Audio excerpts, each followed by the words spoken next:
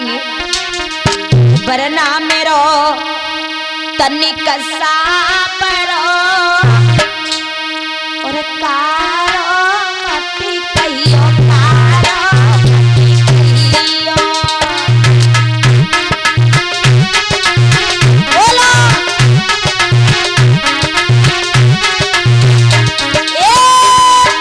वरना मेरो तनिक सा परो कारो मती कहियो कारो मती कहियो।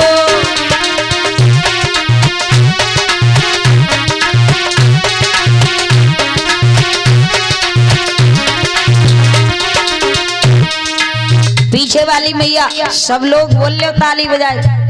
क्या लड़ाई करके आई हो या लड़ाई करके आई हो?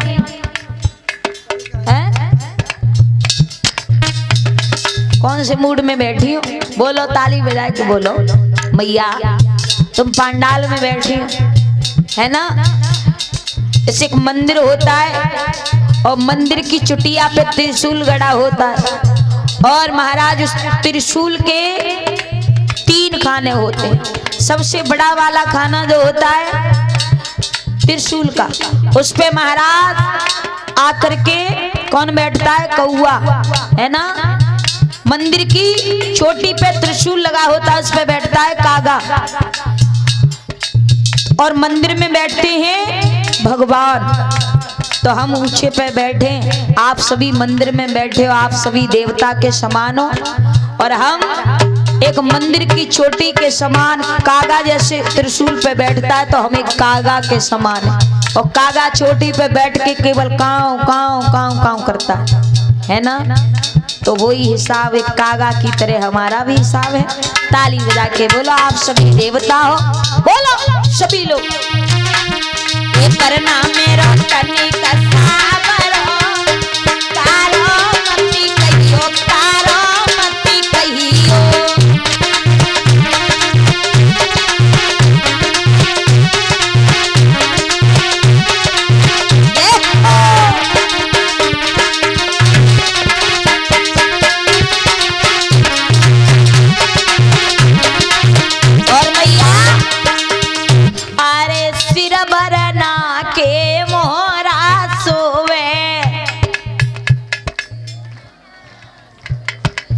सिर बरना के सेहरा सोवे।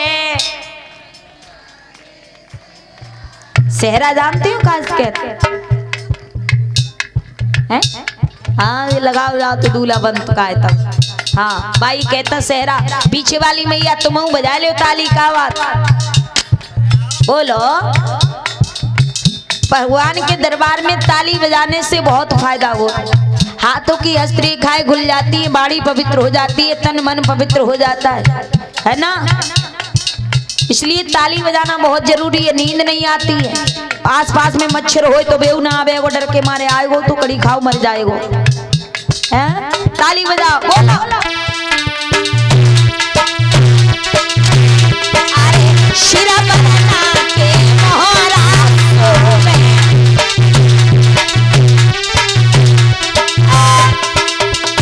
अरे मोहरी के संग जची नाई हो, कारो मती कहियो कारो मती कहियो।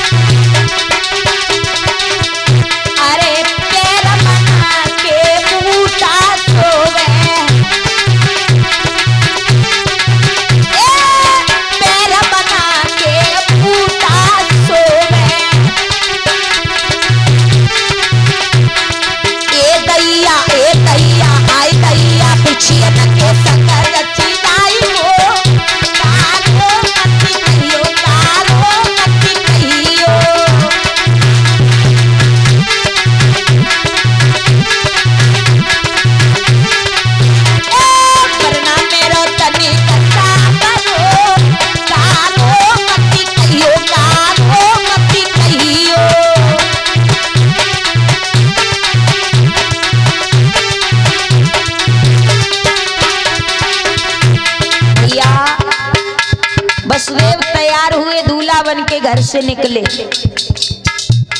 और दूल्हा जब घर से निकल के चलते हुए तैयार हुए के, तो सबसे पहले कहाँ जाते हो मैया?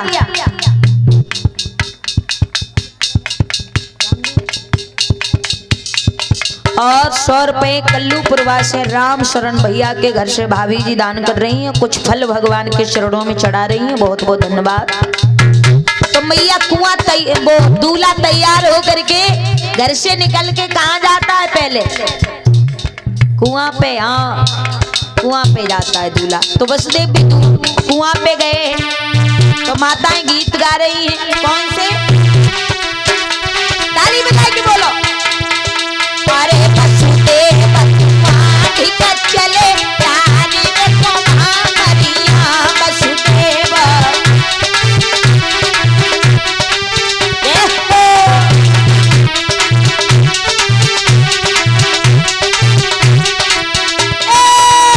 वसुदेव कुआं ढिका चले, ताली में कुम्हारिया वसुदेव।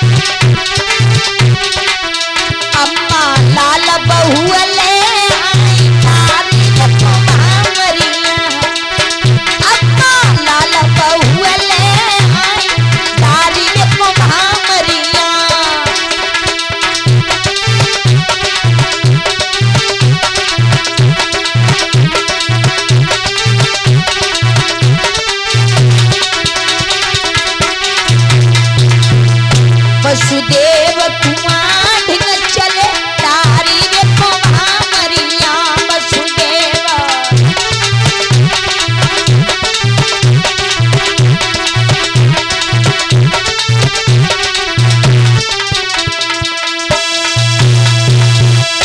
बोलिए भक्त और भगवान की, सच्चे दरबार की। मेरे भगवत श्रोताओ, वसुदेव दूल्हा बने हैं। उसके बाद में दूल्हा बन करके वसुदेव और आज घोड़ा पे सवार होके बारात चली है। बड़े हर्षोल्लास के साथ में वसुदेव बारात लेकर के आए हैं ग्राम सौरिकपुर में। वसुदेव बारात लेके आए हैं मथुरा में। अब इधर देवक ने देखा तो बारातियों का बड़ा स्वागत सम्मान किया।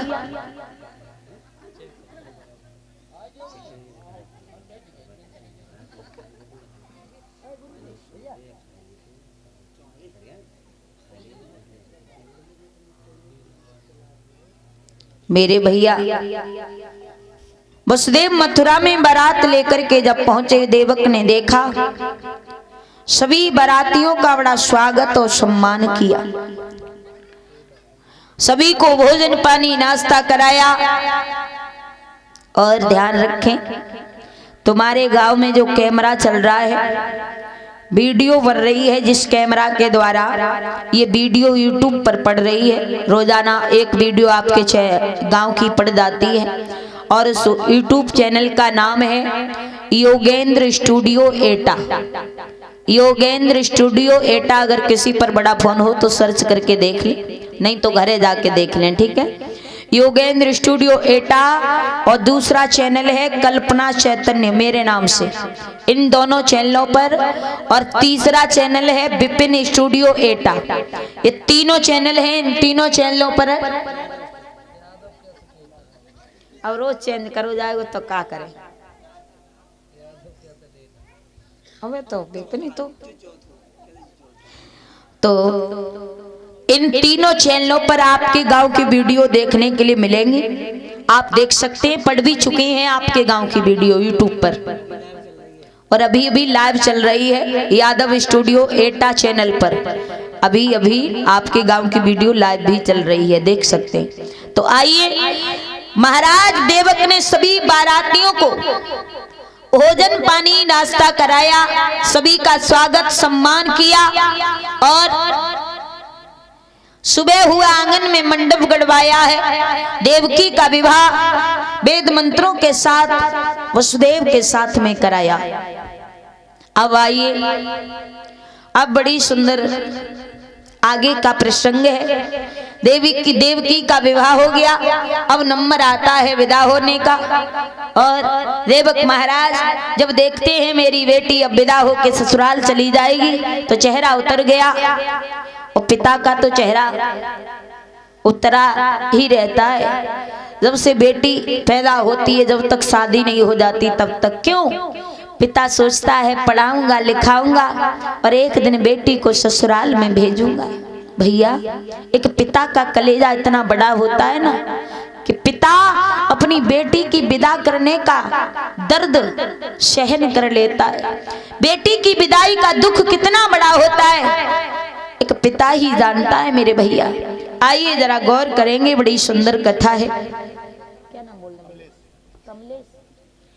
और इसी बीच में हमारे कमलेश भैया ये 500 रुपए भगवान की कथा में दान कर रहे हैं। भैया जी के लिए एक बार जोरदार तालियां बजा दें। बहुत बहुत धन्यवाद दानदाताओं के लिए। 501 रुपए भगवान की कथा में दान करे हैं। भगवान से कामना करेंगे कि धर्म के क्षेत्र में भैया यूं ही आगे बढ़े, हाथों में लक्ष्मी वास करती रहे, धन धान से भरपूर रहे, परिवार फलों फूलों की तरह फलता फूलता रहे। मेरी भगवान से यही आशा विलासा है। बोलिए भक्तर भगवान की। आइए भैया, अब देखते हैं बेटी की विदाई की ओर चलेंगे। देवकी का विदा का समय आया, कलेवा लेवा सब हुआ। एक तरफ तो कलेवा होता है और दूसरी तरफ लड़की तैयार हो रही होती है ससुराल जाने के लिए। तो देवकी को साथ की सहेलियां तैयार कर रही हैं महाराज।